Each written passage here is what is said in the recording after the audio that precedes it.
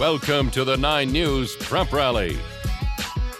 Happy Saturday morning. I'm Ashley Moore, and as you can see, the prep rally is on the road. We are in an empty Denver Coliseum, but in a few hours, it will be empty no more as every state championship tips off today and champions will be crowned. But before we get there, we have to talk about the best player in the state, who's now up for the best player in the nation. I think I'm a player who impacts the people around me best. I feel like what I do special is I'm able to bring out the best in my teammates, and I make them feel included, and I trust everyone. And it's not about like me getting 30 points a game. It's about me impacting everyone, whether it's assists or defense or talking. I'm able to get everyone else going as well. You know, and it's great. You know, it'd be great to get that as a thing, but it's all right. That'd be great though, yeah. But to the action, Pine Creek Eagles traveled from the Springs to take on the #1 Grandview Wolves in the Final Four. First game of the day. Second quarter, Pine Creek's Brenna Hollum steals the ball and lays it in for a 10-point Eagle lead. Upset alert, but the second half is when the Colorado Gatorade Player of the Year would get going. Betts intercepts the pass and is fouled to give the Wolves their first lead by 1. Fourth quarter again, Betts down low and scores as the #1 team moves on to the championship game 39-35. But now to the boys, the Mountain Vista Golden Eagles taking on the Eagle Crest Raptors, and it's win or bust. And we begin in the fourth. On a Vista miss, the Golden Eagles fight for the offensive board as Hunter Dale finds a streaking Oliver Junker who delivers for the slam. But with 12 seconds to go left in the game, Raptors' Ant Nettles hits the jumper to send the game to OT. And that's when the Raptors would take advantage. Lucas Kalimba finishes it off as Eagle Crest wins 79-69. Here's Nettles. It's a big moment, a big accomplishment, but job not done yet, job not done. And fresh off of an upset, the Legend Titans looking to defeat the 4A reigning state champion Riverdale Ridge, but this is 6A now, baby. But listen to this and watch with your eyes. Legend would make 6 threes in the first half. All 3 of these were back to get on the early lead. But the Ravens would fight back as Chloe Parker gets the steal to Brianna Crittenton for the and 1. But due to a sick Crittenton and the all-out domination of the Titans, like this bucket here from Maylee Wilhelm, Legend wins by 9 to head to their first ever state title game. Oh, it feels great. It's so exciting. We have such a great environment at Legend, and everyone loves us and is rooting for us, and it just means a lot. So it's just been it's an awesome journey, and we just have one more. So.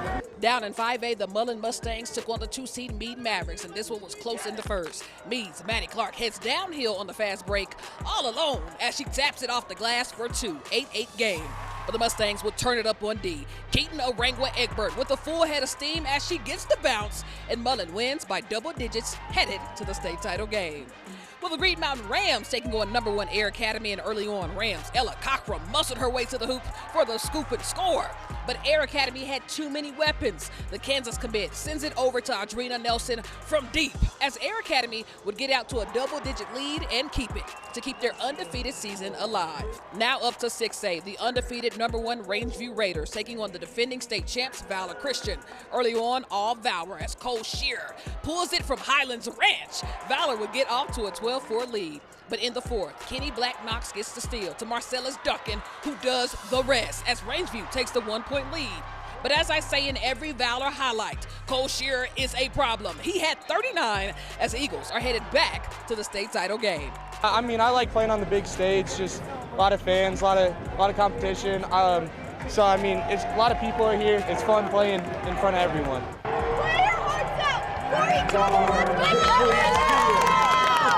The Holy Family Tigers in their 5th consecutive Final Four since COVID, but this year is against the #1 University Bulldogs.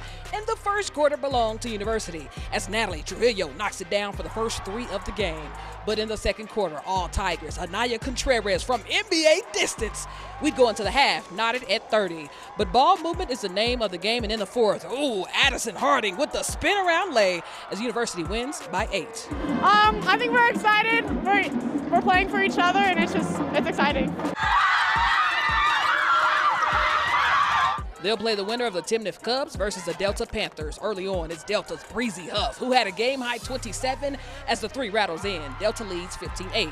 But watch Timnath's Tiana Guzman drive and send the floater up for 2. Timnath with a 6-point lead. But the Panthers would battle back as Breezy makes this pass look easy to Taylor Summers under the basket as Delta wins by 7. University is next. I can't believe that just happened, actually. I feel like that's been my goal since freshman year, and it's actually happened. So I'm just really proud of the team, honestly. Over on the boys' side was the Prospect Ridge Miners taking on the #1 Kent Denver Sun Devils. And early on, wide open was Caleb Faye for the dunk to make it 10-5 Kent Denver.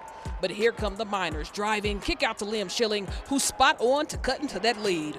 But the second half is where the game would get out of hand as Kent Denver's Elvis Floyd fakes out his defender, pulls it from deep, and hits to send KD back to the state title game where they lost 1 year before. Really eager. I really want to win this year. I know last year we were really disappointed. The locker room was sad, and walking through those halls, we just kind of look at that door that we lost in last year and just think we don't want that to happen again. So. In 4A, who will take on the Kent Denver Sun Devils? Will it be the Coal Ridge Titans or KD's rivals, the Colorado Academy Mustangs? And we begin at the third quarter. Titans possession when LJ Herrera steps into it from deep to cut the deficit to 6. But right after, with the clock expiring in the third, Clyde Love pulls it from deep himself and on the buzzer for the 9-point lead. But in the fourth, CA's Michael Miller throws down the two-handed slam as the Mustangs win by 5 to punch their ticket to the state title game. Our chemistry, we built it over 4 years, so we've been playing together a long time. And the whole season has just been coming together, getting better, playing our best ball at the end of the year, and that's the way we want to do it. And then in 5A, nothing comes easy as the Windsor Wizards are taking on the reigning state champion Mesa Ridge Grizzlies in a rematch of last year's state title game. First quarter, Windsor's John Backhouse playing some big man bully ball and won. And it will be Windsor's ball again when the Grizzlies, Jamarcus Jones gets the pick, and here he comes on the jump stop, +1 through the contact. But this would come down to the fourth quarter as Windsor created distance, getting revenge on the Mesa Ridge Grizzlies. But who will they play? Just the winner of the Green Mountain Rams taking on the Falcons. Winner heads to state. And early on, Falcons ball as Aiden Woods puts on his dancing shoes through the lane, and the finger roll taps high off the glass. But shortly after, Rams forced to steal as Simon Lunsford heads downhill. He gets fouled and still gets the bucket to go. And the Rams will control the lead from the first to the fourth as Trey Gutierrez hits the long ball, reaching his season high as the Rams are headed back to the state title game for the first time since 1994.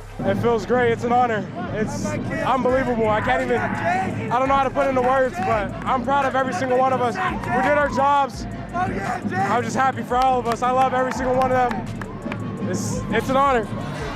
I love it. JV guys, varsity guys, swingers, I love all of them. Well, there you have it. The final matchups are set, which will commence right here in a few hours. But we will have every classification from 1A to 6A tomorrow morning on the Prep Rally. But reminder, we can't be everywhere. So if you're ever out at a game and see something you'd like featured on a Prep Rally, just send it over. That's all, folks. I'm Ashley Moore, and we'll see you next time right here on the 9 News Prep Rally.